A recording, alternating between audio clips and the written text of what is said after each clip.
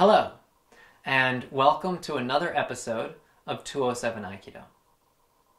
There are many different ways to train in Aikido, and each training method has its own advantages.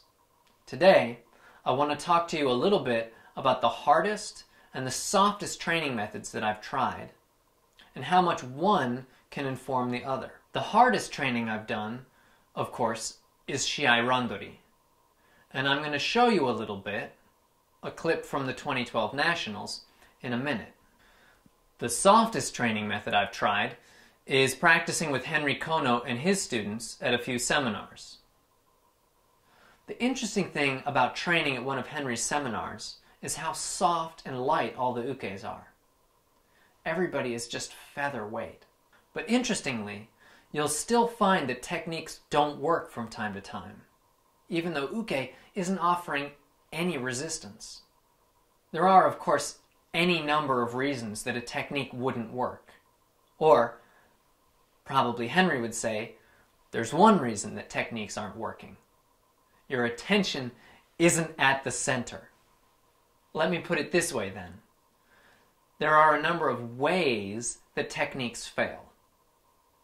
The really interesting thing is, techniques can fail in the soft practice for the same reasons that they fail in competition, even though uke has a very different objective in the two training methods. I'm just going to mention a couple right now. One way is that uke is being featherweight, and that makes you want to be featherweight, because you feel that tension in the system, and you know it's you. And when you get to that point, when you're really trying to be featherweight, then you'll stop yourself when you feel yourself bumping into uke. Because you know at that moment you're not at the center.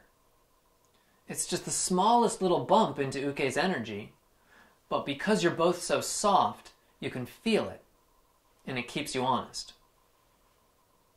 Now, if we were to ramp that up to randori, those same moments where you feel a tiny clash in soft practice, that's exactly where you have a big clash in randori. The same principles all apply. There's another interesting way that my techniques sometimes fail at Henry's seminars.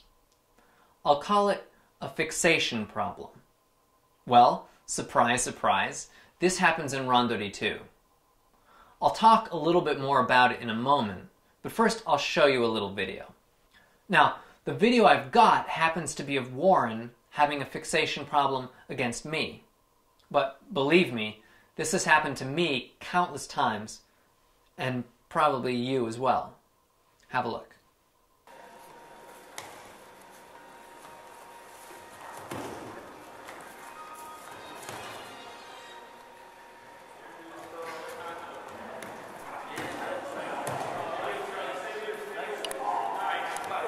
Now, you could make a strong argument that that should have been a yuko. But Dave didn't call it because he said he didn't see enough of a balance break. He said basically, I was able to run fast enough in that circle that my balance wasn't broken. Yuko or not, Warren was in position to get something more, and it didn't happen.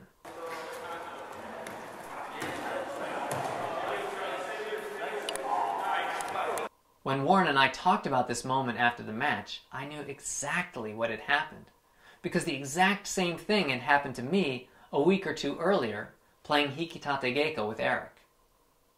This is the fixation problem that I was talking about. Now, here's how it happens in one of Henry's seminars.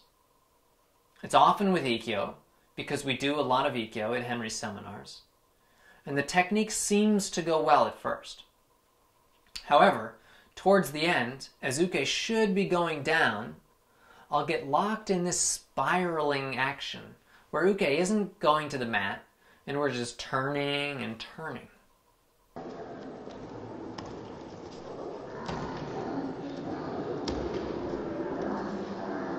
It can be really frustrating. What's going wrong at those moments, where you're locked in that endless circle, is that you've become mesmerized by the circle. you've come to the false conclusion that adding more circular energy will bring uke down. But that's not your move. According to Henry, your only move is forwards and backwards on your line. Any energy that would lead uke in a circle should come from uke and be resolved by the technique.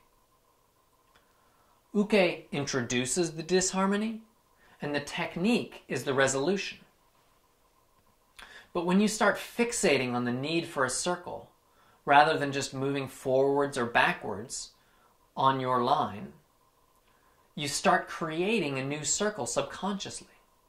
You think you're following uke's energy, but what you're in fact following is your own subconscious energy, which traps both you and uke in this pointless circle.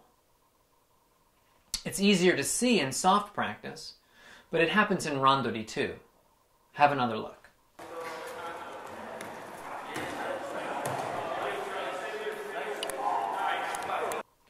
By continuing to turn in a circle, Warren gives me an out. He's challenging me to a race. He may be taking the inside track, but if I can move fast enough, he'll never be able to throw me.